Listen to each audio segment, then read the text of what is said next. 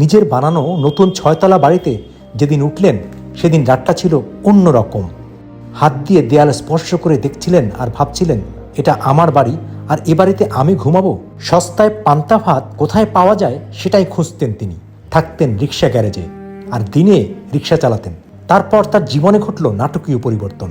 এত কষ্ট করছি অথচ এখন আমি নিজের বাড়ি করে নিজের বাড়িতে ঘুমাচ্ছি। তো আমি রুমের চারিদিকে হাত দিয়ে দিয়ে দেখতেছি যে আল্লাহ এটা করার তৌফিক আমাকে দিয়েছে। বাড়ি থেকে মাত্র 500 টাকা নিয়ে বেরিয়েছিলেন। সে সময় স্মৃতি মনে করে এখনো আবেগী হয়ে ওঠেন তিনি।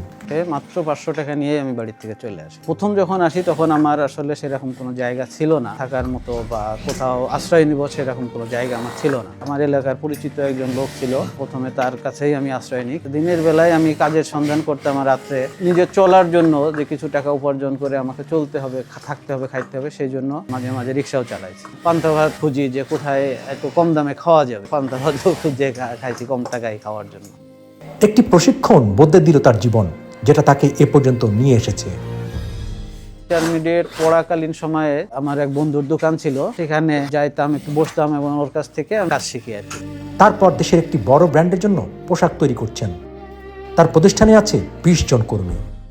করছিও, ইনফিনিটি, অনজন্স, কে ক্রাফটের মতো প্রতিষ্ঠানেও কাজ করছি, কিন্তু এখন সুযোগ সেভাবে হয় না। আড়ংয়ের 12 মাসই আমাদের কাজের চাপ দিয়ে রাখে, তাদের যথাসময়ে সাপ্লাই দিতে হয়, এই কারণে আর অন্য ব্র্যান্ডের কাজ করা সম্ভব হয় না আমাদের। একটা মেশিন কিনি 2800 টাকা দিয়ে, ওই একটা মেশিন দিয়েই আমি কাজ শুরু করি। যখন একটু কাজ বাড়লো, আমি একটা টেলার্সের মধ্যে একটা মেশিন বসানোর মতো জায়গা মাসে 400 টাকা ভাড়া হিসাবে আমি ভাড়া নিই। আমার এখানে এখন টোটাল তো 20 জনের মতো আছে।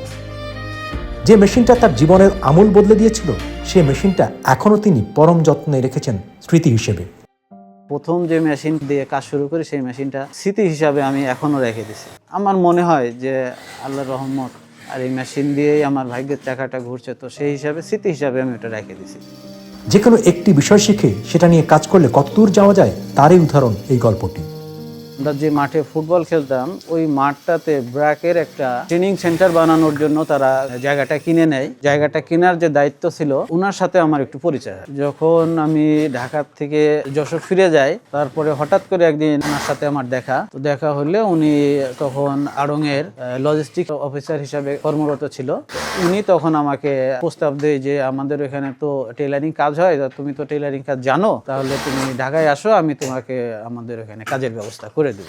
আড়ংয়ের একটা টেলারিং কারখানায় উনি আমাকে কাজের ব্যবস্থা করে দেয়। আমি সেখানে অপারেটর হিসাবে আমি ওখানে কাজ করি। খাওয়া দাওয়া আশেপাশে যেখানে হয়তো হোটেলে যখন যেভাবে পাইছি খাইছি আর কি। ওই কারখানায় থাকছি, দেখা যাচ্ছে যে কারখানায় তো সেরকম শোয়ার ব্যবস্থা থাকে না, হয়তো মেশিনের ড্রয়ারটা মাথায় দিয়ে ঘুমাই গেছি। আমি যখন শুরু করি তখন আমার বেতন ধরছিল 800 টাকা। প্রায় 9-10 বছর কাজ করার পরে আমি 2000 সালের দিকে আমি চাকরি ছেড়ে দিই। 10 বছরে আমার 800 টাকার থেকে 3000 টাকা বেতন হয়েছে। যখন 2002 সালে আড়ংয়ে প্রডিউসার নতুন করে নিয়োগ করে, তখন আমাকে অফিস থেকে ডেকে নেয়, বলে যে আমাদের তো এখন নতুন প্রডিউসার নেওয়া হচ্ছে, তাহলে আপনি আসেন, আপনাকে প্রডিউসারশিপ দেওয়া।